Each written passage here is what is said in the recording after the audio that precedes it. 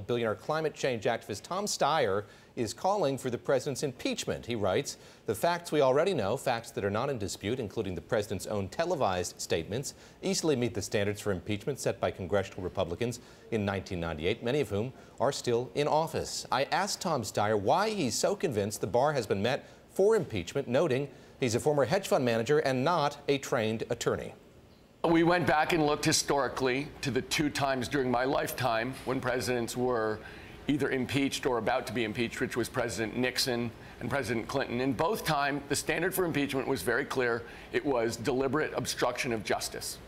And what we've seen by President Trump's own words is that he fired the director of the FBI, Mr. Comey, because in order to derail the Russian investigation. So there has been clear obstruction of justice, which is the standard, the line in the sand that Republicans drew incredibly clearly, forcefully, and emotionally in 1998. We're way past that by the president's own admission. You called James Comey's testimony explosive. I wonder what you're going to be listening for today when Attorney General Jeff Sessions testifies. Could anything change your mind at this point?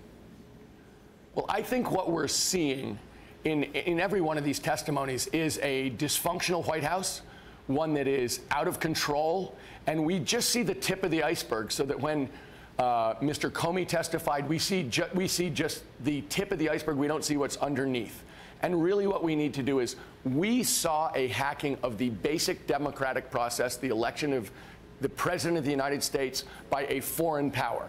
And it is absolutely essential that that be held to account, that we get to the bottom of it. We can't move on as a country until we get to the bottom of this, understand everything, and move on. And that's what I'm calling for. You're making the case for that here. You made it in a post on Medium as well. It strikes me that the audience you really need to get to are Republicans who have said at this point they're not considering impeachment as an option. How do you intend to do that? How do you intend to make the case to them?